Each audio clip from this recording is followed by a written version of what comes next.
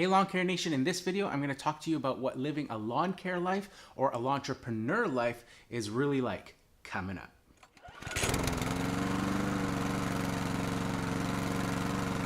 Hey Lawn Care Nation, over the course of the past 3 years doing the podcast, I've gotten the same sort of theme of an email that keeps coming through from people thanking me for the content that I create and saying that they are looking to start their own lawn care business and that they're currently working traditional 9 to 5 type job and that they're just very unhappy with the job. They've feels unfulfilled, and the list can go on and on about things that make people unhappy in their current work.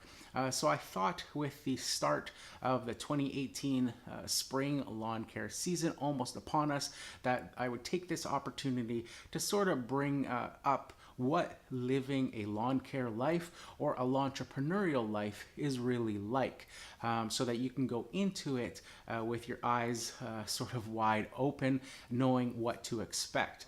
And really essentially what you can expect is a lot of work, a lot of unpaid work, to be more clear. And this is not just with lawn care, but this is with starting any of your own business, being your own boss. I've had multiple different businesses that I've tried to launch over the years before getting into lawn care. I've talked a lot about them on the podcast. And in most of those cases, with those businesses that did fail, there was a lot of countless hours put into the marketing, into just filling out business license applications, going through all the government regulatorial type things that you need to get done, looking into insurances, signing up for credit card, all sort of things that you need to do in your business to get it off the ground. And a lot of that comes unpaid.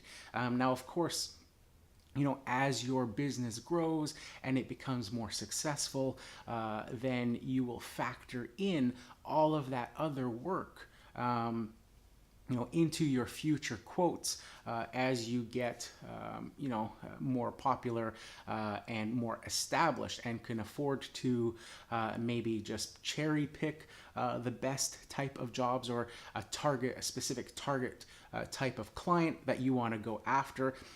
Whereas when you're just starting out those first few years and you're just trying to get off the ground, you have bills to pay, and if you're going with both feet into lawn care to start off and it's your only sole income that you're bringing in, you don't have that luxury when you're starting out to turn down jobs that maybe aren't the greatest.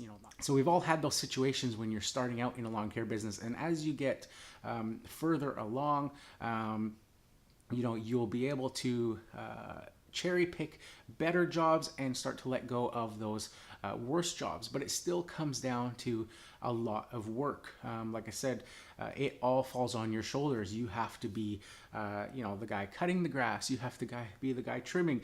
You have to be driving between the jobs. You have to be doing all your marketing materials. You have to be going door to door, knocking on those doors, dropping off those flyers. You have to be researching in the evening and looking for other ways, building your website, putting Craigslist ads, joining Facebook groups in your area, and on and on and on. And it is a never-ending job. It can go all day long from sunrise to sundown, unpaid. So I'm just going to share a story that I shared on my podcast a few weeks ago. And this was about a former listener of my podcast. He kept emailing me and thanking me for all the content I was producing. He was at a 9 to 5 job. He had an engineering job, but he was really unhappy with it. He was bored of it. It wasn't exciting for him anymore. So he wanted to go about and start his own lawn care business. So he was watching all of my content, and he was super pumped up about it. In fact, over the course of the winter, He used one of my videos here on YouTube on how to build a basic WordPress website. It's a tutorial I did. I think it's about an hour long. He followed that. He had never built a website before, and he was trudging along on it, and he was getting the gist of it, and he built himself a basic website for his lawn care business using that video. He went over the winter and bought a used truck. He was buying some used equipment on Craigslist. He bought even a used enclosed trailer. This guy was totally serious, totally gung-ho. And we were communicating every few weeks or so back and forth. Then the season started in the spring and it got really busy, so we sort of stopped touching base for a while. And then after a few months, when things kind of settled down, I was on Instagram and I was looking for his account to message him and ask him how things were going, and I noticed his account was gone. So that kind of puzzled me, and I remembered I had his email, so I looked through my email account, found his email. I sent him a quick email, and I said, "Hey, what's going on? I noticed your account for Instagram is gone, and your website is gone now as well." And he got back to me the next day, and he was basically completely honest in saying, "You know what? I was totally gung-ho with it. As you know, I bought all that equipment and stuff. I built that website." He says, the website was fantastic. I was getting so much work that I couldn't even keep up with it at times in his first season. But he said, "I found out that doing lawn care was just not for me." He says, "I take my hat off to all the contractors out there, knowing now the amount of work that goes into running your own business and the amount of hours that you have to put into it." And basically, it lit the spark in him for his engineering job again, and showed him, just how good he had it for him in his situation, that, it fit him. It's what he liked, obviously, for him to go into that field in the first place. And, just maybe the monotony of it, of doing maybe similar jobs each day, sort of, made him fall in love or fall out of love with the engineering job. But going now into a new field and doing lawn care and seeing just how tough it is to run your own business, sort of put him back on that other path of going, it's not for me. So just, something to think about. If you're in a situation like that, you're thinking, I've got this other job, maybe you've got some good pay, maybe you've got great benefits with your job. You might have a family that you have to think of, with medical, benefits and things like that, that you may be already getting through another job. And my advice would be to try lawn care if you're serious about it, to try it part-time at first, and not to leave your full-time gig, because ultimately, if this is your first step into being a business owner, you may find that it's not for you, and that the amount of hours and stuff that you have to put into it just aren't worth it for you in your particular situation. It doesn't mean that there's anything wrong with that. People are, not the same. Everybody doesn't have the same sort of feelings about their job and different vocations and things like that. I find too, there was a saying or an interview I heard once, it might have even been Steve Jobs, who said that, going into business for yourself, you have to be crazy. And everybody around you, if you were to be told that you're gonna work really long unpaid hours, you're gonna struggle at first to get jobs. You have to find each and every hustle to find each and every customer. That there may be times where the weather will dictate whether you work or not, and if you don't work, you don't get paid. There'll be times when you're taken away from your work, maybe family matters and things like that, where it is a busy time, the weather's perfect, but you can't go to work because now you have to go deal with something else, and again, you're not getting paid.